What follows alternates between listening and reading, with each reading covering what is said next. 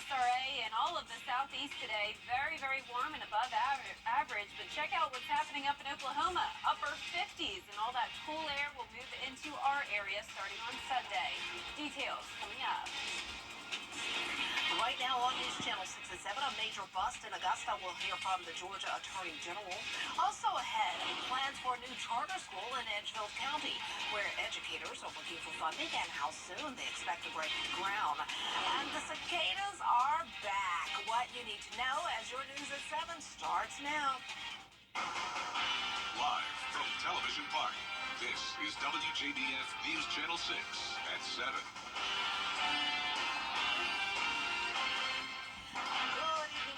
You're watching News Channel 6 and 7. I'm Dee Griffin. Thanks so much for joining us. Coverage you can count on begins with more than 24 gangs. First look at our weather, and meteorologist Jenna Petracci joins us now. And I just love the fact that the sun is still out at 7 o'clock at night. All right, as of this week, we now have 8 o'clock sunset. Nice. And it will only get later and later, of course, as we get closer to the summer. Here's a live look at our Terry Lambert Hyundai Skyview cam now as that sun is starting to set over SRP Park. The game is about to start in just 5 minutes. Lots of people out there. Here's our SRP Park forecast. We're playing the Carolina Mudcats once again this evening, hoping for redemption after a loss last night. 7 p.m., 85 degrees, mostly sunny. And then as we go into the 8 o'clock hour, dropping to 80, still warm though, and then upper 70s by the 9 o'clock hour. Today we topped off at 88 degrees, nearly 10 degrees above average, but we didn't make it to that record.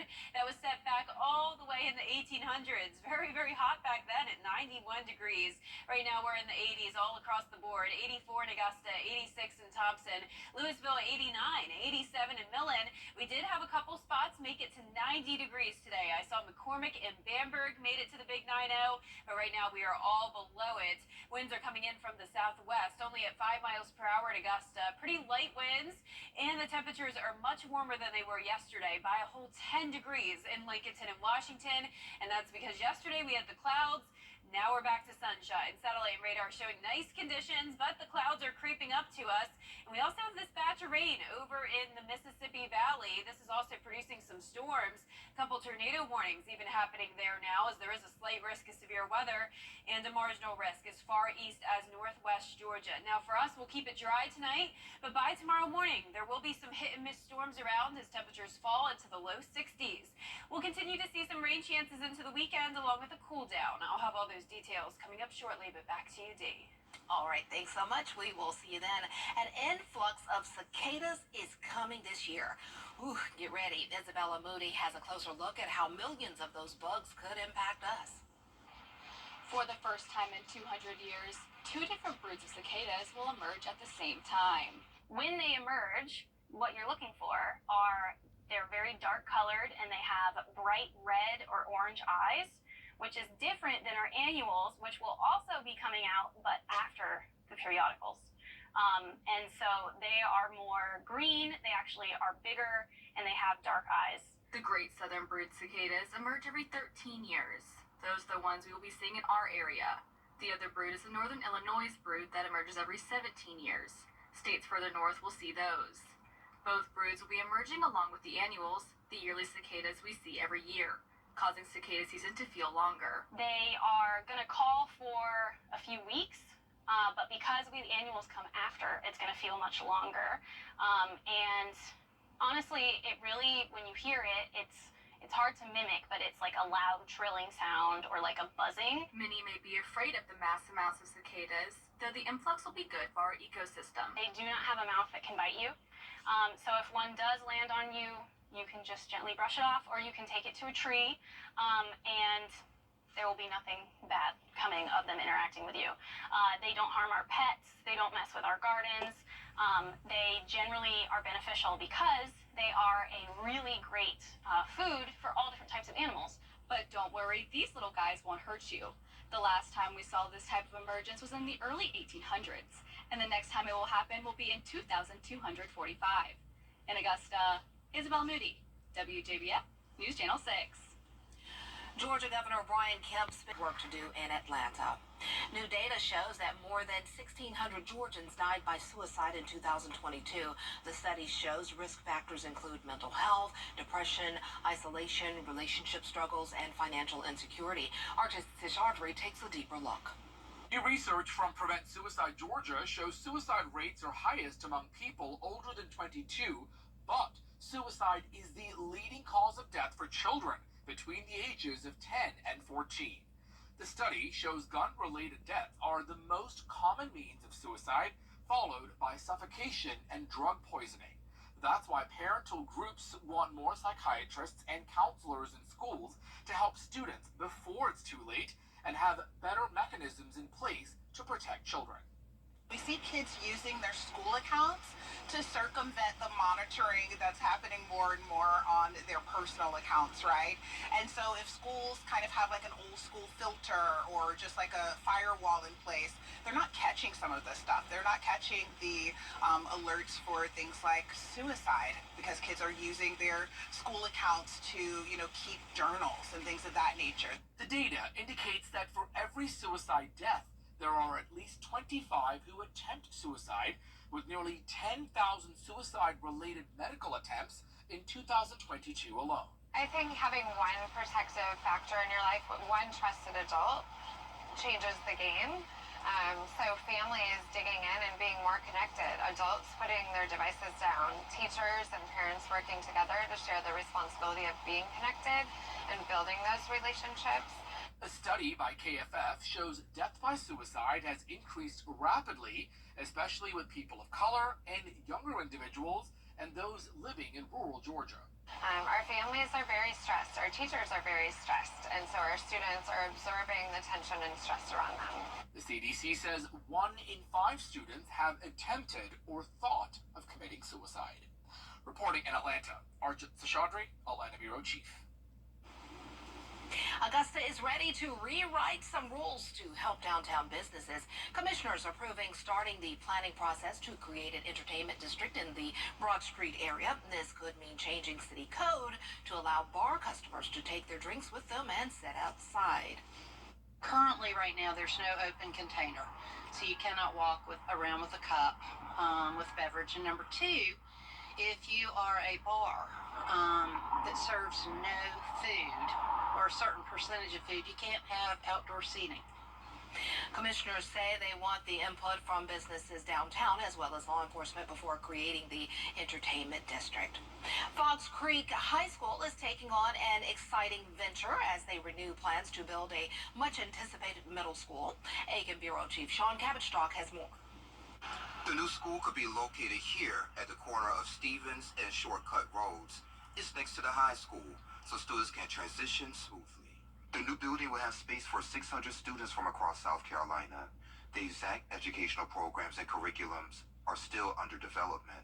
So we created 3 halls with a general common space where they would do lunch, and then we've got a gym, a media center, and some other labs in connectivity with it. Middle schoolers can check out programs like drama, art, and band at the high school, and maybe even join in later. And that's where I think their success begins to grow. We tell this to every family who comes in: get your child involved in something. But if they're involved, they now feel like they take ownership of their educational opportunity. Fox Creek High School is completing its application to the USDA Office of Rural Development for $200 million in funding. Once the funding is approved, the project will move forward with the planning and construction. School leaders hope to have the new building open in 2027. In Edgefield County, I'm Aiken Bureau Chief Sean Cabotstock, WJBF News Channel 6. Coming up, 911 call centers in several states reporting outages last night.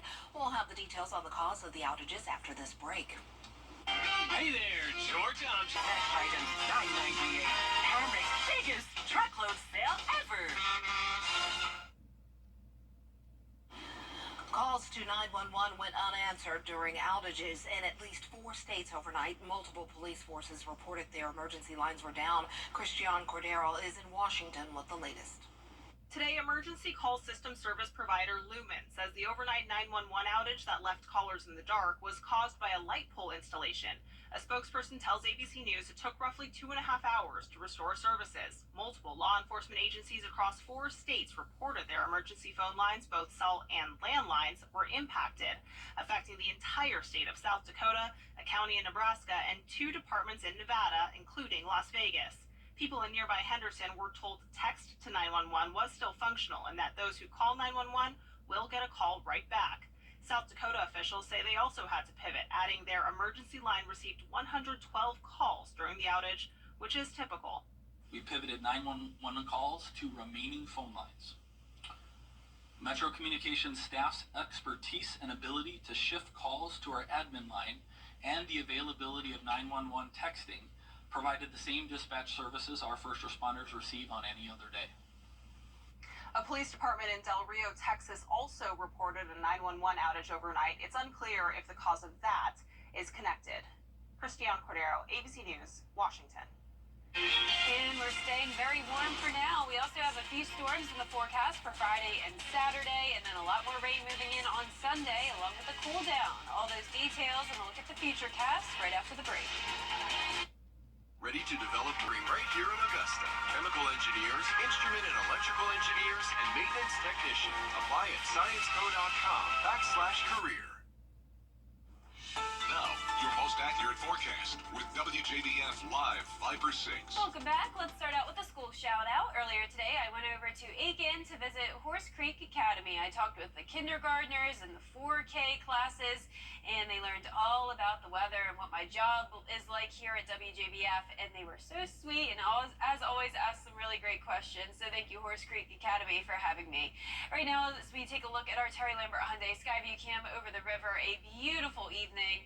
Sun is still out and the temperatures are still warm, sitting at 84 degrees. South wind coming in at 5 miles per hour. Dew points are high in the low 60s, but no rain around for now. Plenty of sunshine with temperatures anywhere from those mid to upper 80s. 84 in Sparta, 85 in Gibson. Edgefield still at 87. Same thing in Bamberg. They were at 90 degrees earlier today. 85 in Millen. Our high in Augusta was 88 degrees.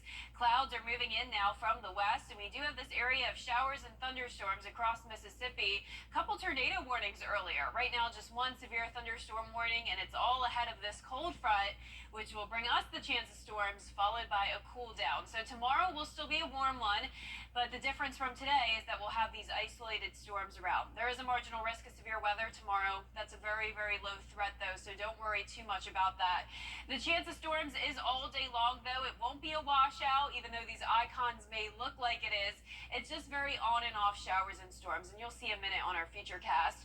And for Saturday, pretty much a repeat of Friday, still just a 30% chance, a warm day, going down to 70, though, on Sunday with a higher chance of rain at 70%. Tomorrow morning at 4 a.m., if you're headed out the door early, there will be some rain around, some rumbles of thunder and lightning as well. We'll see mostly dry conditions later on in the morning, but then around lunchtime, another round of storms move in. Once again, drying out during the evening hours, but then some pop-up showers here and there, and then this is around 11 o'clock. Some storms here that could become strong, maybe severe. Our severe threats are just some small hail and some gusty winds. Now, here's the big picture here. We have this cold front coming in, and then instead of passing us, it will stall out in the area, and that's why Saturday is pretty much a repeat of Friday with that chance of storms. Then low pressure moves over the area on Sunday. We'll see some showers and storms starting in the afternoon, most of the rain coming in at night, continuing into our Monday morning. And this rain is needed, and it will help with the pollen levels. They'll finally go down to medium levels Sunday and Monday, so we'll take it. It's also going to drop those temperatures quite a bit. Lows going from the 60s down to the 40s. I'm sure you thought we were done with that, but you need to keep the winter jackets out just for a little bit longer. Don't need it tonight, though, but bring the rain gear tomorrow morning. We'll be in the low 60s with the chance of storms. Highs tomorrow in the upper 80s, very similar to today. And that 10-day forecast showing the chance of rain Friday through Monday morning. Temperatures cool down, 46 Tuesday morning, high of 76 Tuesday afternoon, and only 68 on Monday, warming up to the 80s again next Wednesday. Back to you, Dee. All right, thanks so much, Jenna. A road in Midland Valley High School is being renamed after longtime school advisory council member Sarah Baker. Her greatest impact has been through her service as a member of the Area 3 Advisory Council for Aiken County Public Schools.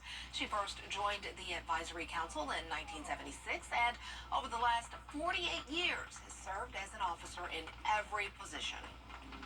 I've enjoyed everything, the principals, the supervision at the school Area 3, and all our council members. We work together. I can't tell you in words. This is the most wonderful thing ever happened in my life. Your service is definitely appreciated. She has, has also participated in district-led committees and for the last decade has served on the Penny Sales Tax Community Committee. Way to go. Well, still ahead, an NBA player has received a lifetime ban. More on how the association is dealing with the gambling investigation when your News at 7 continues. Hi, Suzanne Lily Henny Michael here with Hardwood Floors and More. For years, we've been talking about our flooring and lighting gallery, but did you know we are also your one-stop shop for wallpaper? Today, more than ever, wallpaper is the most popular home design element by combining both color and texture. So Hardwood Floors and More has you covered from floor to ceiling. And don't forget, we offer interest-free financing throughout our showroom and a military discount. Discover for yourself why Hardwood Floors and More has so much more in store for you. Loose shingles? News Channel 6 invites you to take your cooking to the next level. In the Kitchen with Miss Darlin. Check it out now at WJBF.com. The WJBF Live Viper 6 Skyview Network is sponsored by Terry Lambert Hyundai. Low prices, big selection, and committed to quality customer service. Now to the NBA, the sports league cracking down on illegal sports betting and banning Toronto Raptors player Jonte Porter after discovering he wagered on games, even betting his own team would lose. Jacqueline Lee has the story.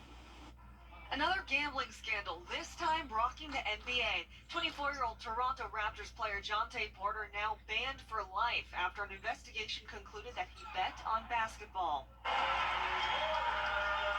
An investigation found he used an associate's account to allegedly place at least 13 bets on NBA games.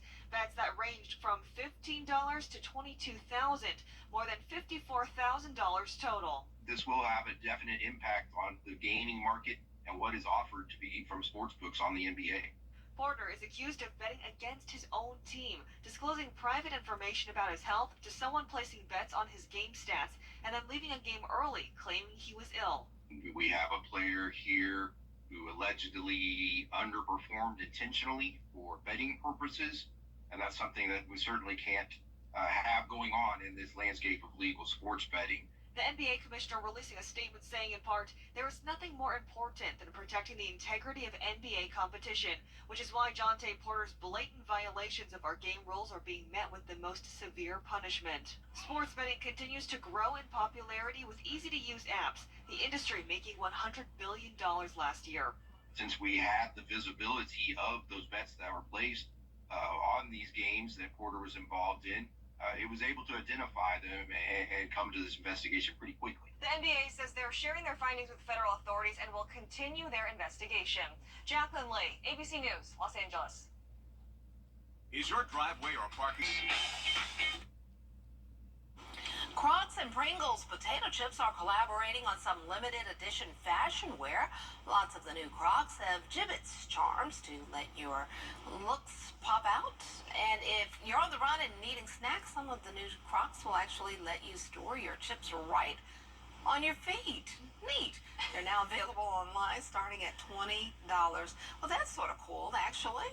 It's unique. It's unique, yeah. I'll give Crocs some credit because I think we just did a Crocs story not long ago. They're always coming up with new Something designs. different. Yeah, and on top of it. I love the individuality. I love looking down. I don't wear them because I just never have, but I love looking down and seeing what people are doing with their Crocs. So cool. Yeah, I'm a Birkenstock Chaco girl. I used to be a Croc girl at like 5 years old.